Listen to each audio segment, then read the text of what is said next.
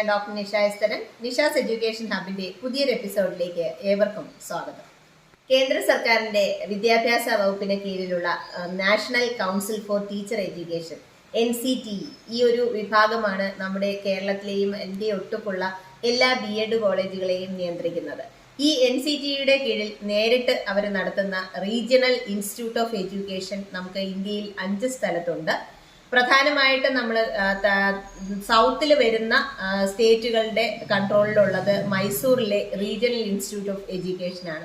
കഴിഞ്ഞ വർഷങ്ങളിലും അതിന് മുന്നേയും ഒക്കെ തന്നെ അവിടെ BEdും MEdും ഒക്കെ ഇന്റഗ്രേറ്റഡ് ആയിട്ടും ഒക്കെ ചെയ്യുന്നതിനെ കുറിച്ചുള്ള വീഡിയോകൾ നമ്മുടെ ചാനലിൽ വന്നിട്ടുണ്ട്. ഇപ്പോൾ ഈ 2024ലേക്കും നമുക്ക് അഡ്മിഷൻ സ്റ്റാർട്ട് ചെയ്ത് കഴിഞ്ഞു. എന്തൊക്കെയാണ് ഡീറ്റെയിൽസ് എന്നും ഏതൊക്കെ കോഴ്സുകളാണെന്നും നോക്കാം.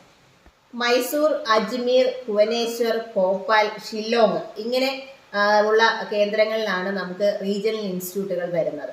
വളരെ വിശാലമായ ക്യാമ്പസും അതുപോലെ കോളേജുകളും വളരെ വെൽ എക്യുപ്ഡ് ആയിട്ടുള്ള ലാബുകളും അതുപോലെ ഫാക്കൽറ്റിയും ഒക്കെയുള്ള വളരെ നല്ല സ്ഥാപനങ്ങളാണ് റീജിയണൽ ഇൻസ്റ്റിറ്റ്യൂട്ടുകൾ എന്നുള്ളത് നേരത്തെ തന്നെ പല വീഡിയോകളിലും ഞാൻ പറഞ്ഞിരുന്നതാണ്.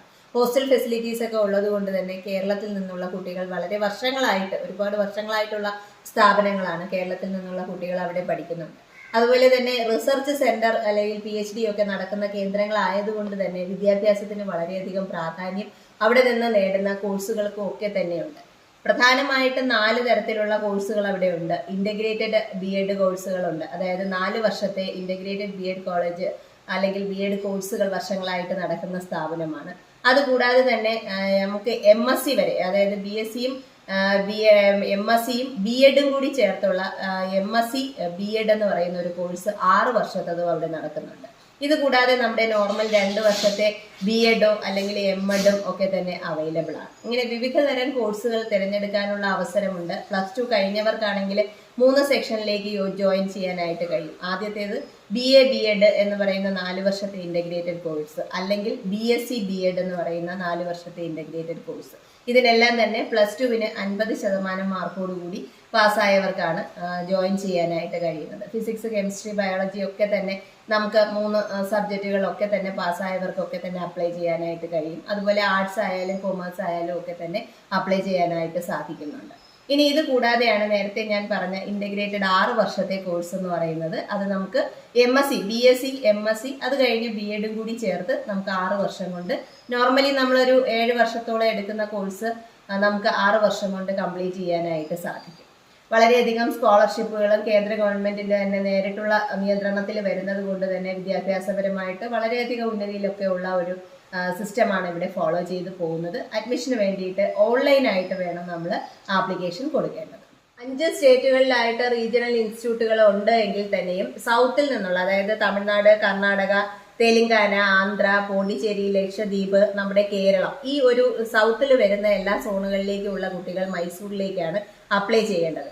ഇത് കൂടാതെ ഈ പറഞ്ഞ കോഴ്സുകൾ കൂടാതെ നമുക്ക് ഭോപ്പാലില് BEdും MEdും കൂടെ ചേർത്തിട്ടുള്ള കോഴ്സ് അവൈലബിൾ ആണ്. അത് മാത്രമാണ് നമുക്ക് സൗത്തിൽ നിന്നുള്ളവർക്ക് ഭോപ്പാലിൽ അപ്ലൈ ചെയ്യാനായിട്ട് സാധിക്കുന്നത്. ഈ സൗത്തിലുള്ള കുട്ടികൾക്ക് ഈ ഒരു കോഴ്സിന് മാത്രം ഭോപ്പാലിലെ റീജിയണൽ ഇൻസ്റ്റിറ്റ്യൂട്ടിൽ നമുക്ക് ആപ്ലിക്കേഷൻ കൊടുക്കാവുന്നതാണ്.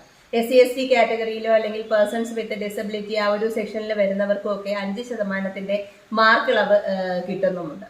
നമ്മുടെ ഒരു കോവിഡിന്റെ കാലഘട്ടത്തിലൊക്കെ തന്നെ എൻട്രൻസ് ഒന്നും ഇല്ലാതെ ഡയറക്റ്റ് നമുക്ക് മാർക്കിന്റെ ബേസിലേക്ക് അഡ്മിഷൻ നടന്നിരുന്നതാണ്. പക്ഷേ ഈ വർഷം വീണ്ടും നമുക്ക് ഓൺലൈനായിട്ട് ആപ്ലിക്കേഷൻ കൊടുത്ത് അതിന്റെ ഡീറ്റെയിൽസ് ഒക്കെ തന്നെ അവരുടെ സൈറ്റിൽ അവൈലബിൾ ആണ്. അതൊന്ന് വായിച്ച് നോക്കിയതിന് ശേഷം മാത്രം അപ്ലൈ ചെയ്യുക.